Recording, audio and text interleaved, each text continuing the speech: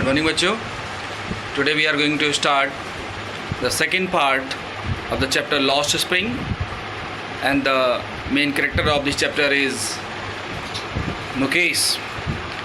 As in the earlier chapter, the character was Sahib Alam. He was ambitious person. Similarly, in this chapter, Mukesh is also an ambitious boy. Because if we want to change in our life, अगर आप भी अपने जीवन में कोई परिवर्तन करना चाहते हैं, then it depends on your attitude, how do you think about your life and what you are going to do and how you are going to change. This change comes because of your own willpower, your own determination, your devotion, your dedication. So how you are passionate. Similar thing we will see in this chapter, second part, Lost Spring, the complete name, The Stolen Childhood, written by Anish Jung. So आइए हम देखेंगे इस chapter में कि किस तरह से मुकेश अपने तकदीर के साथ लड़ने को तैयार है, जो कि उसके पूर्वजों ने बना रखा है, जो ये मानते हैं कि हमारा भाग्य है, हमारे भाग्य में लिखा है कि हमको बेंगल मेकर इंडस्ट्री में काम करना है। लेकिन मुकेश अपने इस एटीट्यूड को कैसे बदल देता है और ये तय करता है कि मुझे कार मैकेनिक, मोटर मैकेनिक बनना है, कार ड्राइविंग करनी है। कितनी बड़ी सोच है उसकी, और क्या वो इस सोच में कामयाब हो पाता है, ये तो वक्त की बात है। लेकिन उसके मन में आया हुआ एक विचार उसके जीवन को एक नई ऊंचाई पर लेकर के जाएगा। तो स्टार्ट करते हैं Lost Spring second part. Morning बच्चों, so this is your second part of the chapter Lost spring.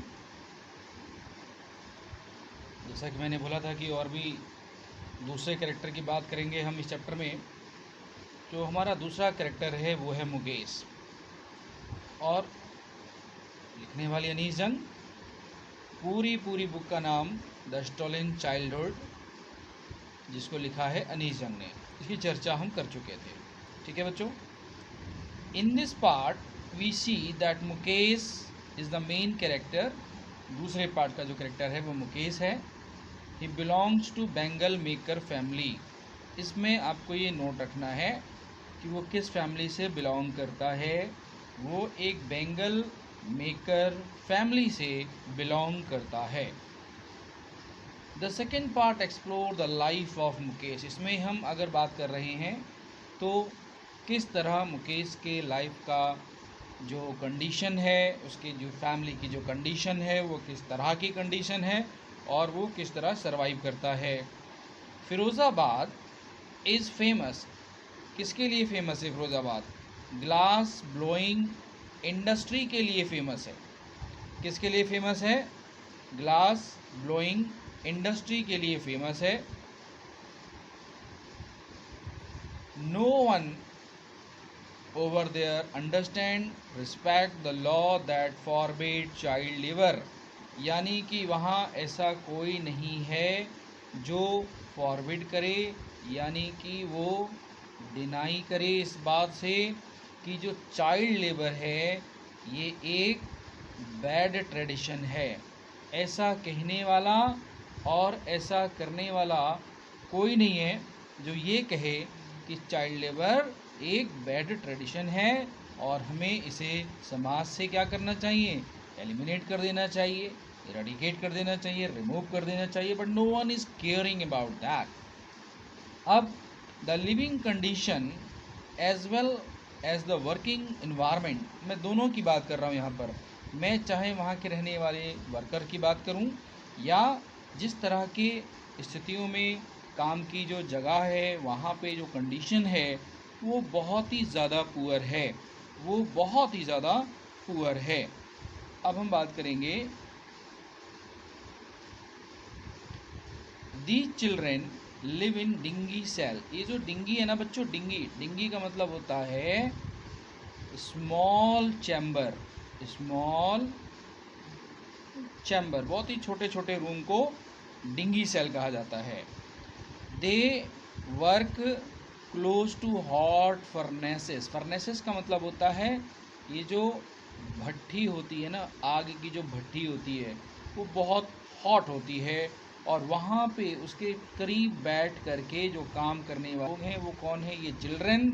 और जो जगह है, इन्वायरमेंट है, वो बहुत ही छोटी dingy cell, a very small place that have no proper ventilation facility, वहाँ ये काम करते हैं। यहाँ मेंशन भी किया है मैंने, no proper ventilation. This is certainly very dangerous, और ये बहुत ही ज़्यादा डेंजरस है। किस लिए डेंजरस है? दी चिल्ड्रन, इन बच्चों के लिए डेंजरस है, क्योंकि ये ब्लाइंड कर देती है बच्चों को व्हेन दे एंटर एडल्टहुड, यानी उनके युवा बनने तक। जब तक ये युवा बनते हैं तब तक क्या होता है, ये इनके एडल्ट होने तक का ये अपनी आँखों की रोशनी खो बैठते हैं और बाकी का जीवन ब्लाइंड बन करके जीते हैं। सोचिए बच्चों कि कितनी ज़्यादा क्रिटिकल कंडीशन है, और ऐसे क्रिटिकल कंडीशन में ये जी रहे होते हैं, काम कर रहे होते हैं। मैंने एक अलग हेडिंग देकर भी यहाँ बताने की कोशिश की है कि पुअर कंडीशन क्या है, किस तरह से इनकी पुअर कंडीशन है। मैंने सबसे पहले हाउस की फैसिलिटी कैसी है, किस तरह के हाउसेस में रहते हैं, वो भी आपको बताने की कोशिश की है अलग हेडिंग के माध्यम से।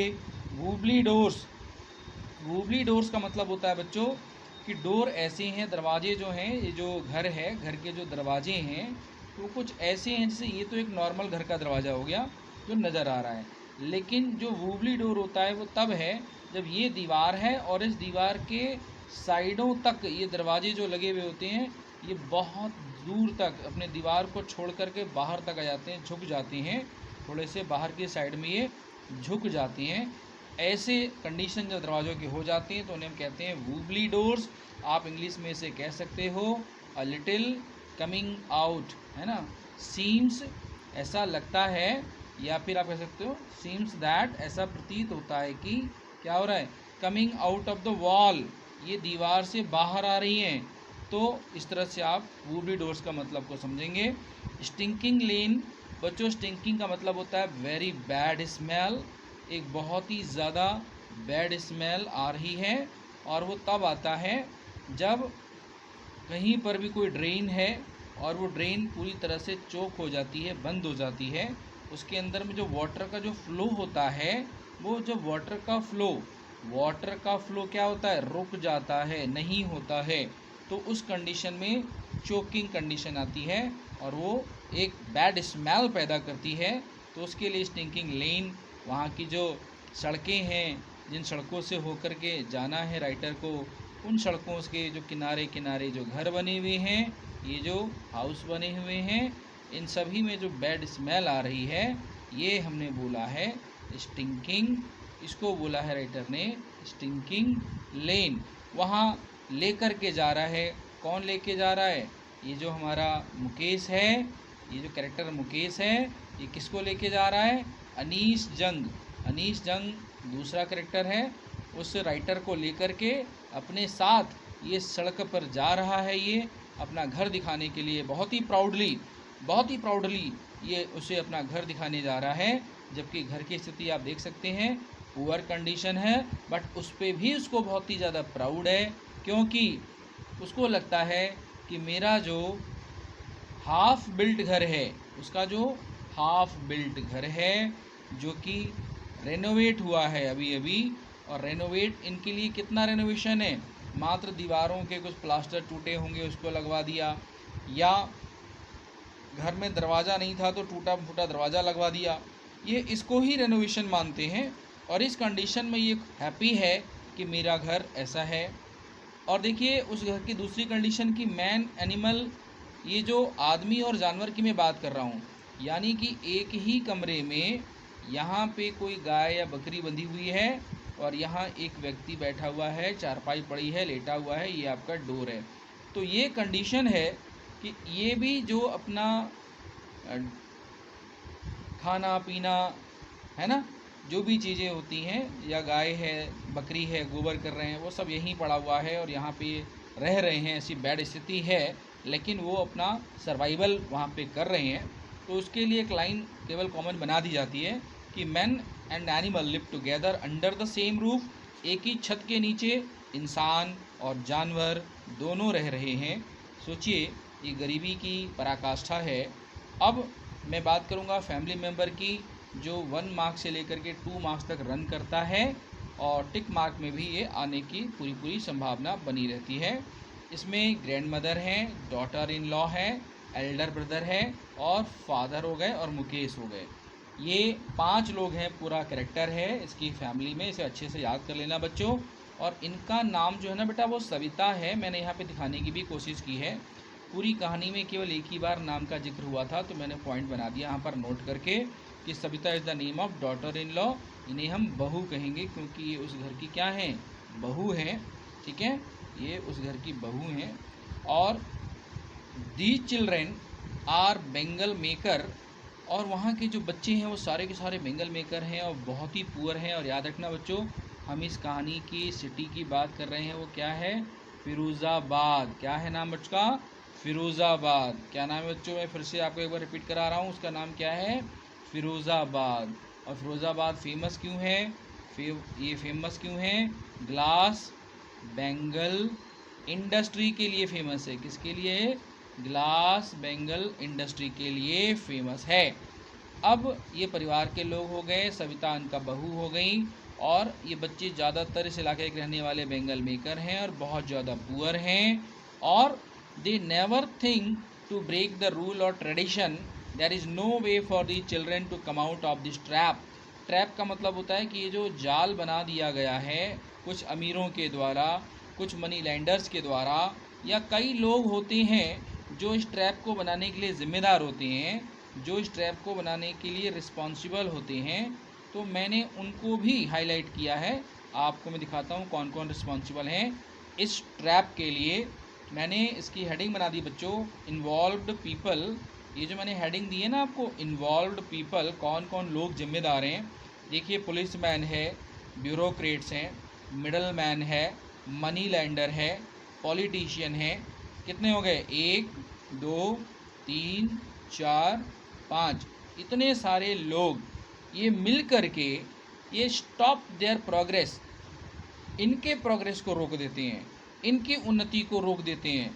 और the women in the house hold, जो औरतें घरों में काम करती हैं, जो घर की महिलाएं हैं, है ना, जो घर की महिलाएं हैं, कंसीडर, वो उनका ये मानना है, जो घर की बड़ी बुजुर्ग महिलाएं हैं, अरे भाई हम फिरोज़ाबाद के लोग चूड़ी बनाने वाले कारखाने में काम करने के लिए पैदा हुए हैं और इसीलिए वो कहती हैं कि ये हमारा डेस्टिनी है। क्या कहती हैं वो, ये हमारा डेस्टिनी है, भाग्य है, अब तो हमें यही करना है, ऐसा उनका मानना है। As a result of such thinking, और जब आप ऐसा सोचोगे तो क्या होगा, दे फॉलो इस्टेब्लिश ट्रेडिशन, वो जो परंपरा इस्टेब्लिश कर दी गई है केवल उसको ही फॉलो करते हैं, केवल उसको ही मानते चले जाते हैं। जबकि मैंने आपको बता दिया, इसमें policeman, bureaucrat, middleman, money lender, politician, तमाम लोग जिम्मेदार हैं। वो खुद नहीं चाहते कि ये लोग इस तरह के जाल से बाहर आ जाएं। अब there is something different about Mukesh, लेकिन इतना सब कुछ होने के बावजूद भी जो हमारा कैरेक्टर मुकेश है वो अलग है दूसरों से। He is not like rest of Bengal maker, वो दूसरे बेंगल मेकर की तरह नहीं है। This is because Mukesh has big dream. अब देखिए बच्चों, हमें हमारी लाइफ में हमको एम्बिशियस, हमें हमारी लाइफ में हमको एम्बिशियस कौन बना देता है, हमारे ड्रीम्स बना देते हैं। हमारे सक्सेस के पीछे की कहानी लिखने वाला कौन होता है, वो हमारा एम्बिशन होता है। अगर हमारा एम्बिशन स्ट्रांग होता है, अगर हम एम्बिशियस होते हैं तो डेफिनेटली हम एक बड़ी सफलता को पाने में कामयाब हो जाते हैं, जैसा कि मुकेश के साथ हो रहा है। आइए देखें हमारे मुकेश कैरेक्टर का ड्रीम क्या है। He has a dream to become motor mechanic, वो फ्यूचर में मोटर मैकेनिक बनना चाहता है। This is the first dream. And the second dream is that he want to drive a car, वो एक कार भी ड्राइव करना चाहता है। ज़रा सोचो बच्चों, उसकी जनरेशन में किसी ने ऐसा नहीं किया और उस परंपरा को तोड़ करके मुकेश एक नई परंपरा कायम करना चाहता है, एक नए रास्ते को चुनना चाहता है, अपने जीवन में बड़ा परिवर्तन करना चाहता है, और ये सब उसके ड्रीम और एम्बिशन के माध्यम से ही संभव हो पा रहे हैं। क्योंकि जैसा कि मैंने पहले भी बता दिया कि एम्बिशन तभी होगा जब आपके मन में ड्रीम होगा। हिज डिटर्मिनेशन, अब देखिए इसका इरादा कि the garage is far away from where he live, ये जहाँ रहता है ना वहाँ से जो गैरेज है वो बहुत दूर है। मान के चलिए कई मील, लगभग 2 मील या 3 मील का रास्ता है लंबा जहाँ इसका घर है, लेकिन ये पैदल पैदल जाने को तैयार हो जाता है कि मैं अपने लक्ष्य की पूर्ति के लिए अगर मुझे पैदल भी जाना पड़ेगा तो मैं जाऊंगा, लेकिन मोटर मैकेनिक ज़रूर बनूंगा। तो he has the determination to walk to reach there, कि मैं पैदल पैदल चल कर के भी वहाँ जाऊंगा। तो इसे कहते हैं बच्चों अपने मुकद्दर को खुद लिखना और उन पैरों से आगे बढ़ते चले जाना जहाँ आगे जा कर के आपकी मंजिल, आपकी डेस्टिनी आपका इंतज़ार कर रही होती है, और इसका निर्माण करने वाले भी आप होते हैं। तो इस कहानी ने हमें यह सिखाने की कोशिश की है कि आपके लाइफ में अगर डेडिकेशन है, अगर डिवोशन है, अगर आप डिवोटेड हैं, तब आपका जो डिटर्मिनेशन है वो इन सारे डी को ले आता है और डेस्टिनी के रूप में कन्वर्ट करके आपको गिफ्ट कर देता है आपकी लाइफ में। लेकिन ये सब एक छोटे सी चीज़ के द्वारा ही शुरू होता है, जो फिर एक छोटा सा डी है, उसे हम ड्रीम कहते हैं। आप बड़ा ड्रीम देखेंगे तो बड़े अरमानों को कंप्लीट कर पाने का साहस ये नेचर आपके अंदर भर देती है। सपने बड़े देखिए, रुतबा बड़ा होगा। इसी कामना के साथ अगली वीडियो मिलते हैं अगले चैप्टर के लिए। थैंक यू बच्चों।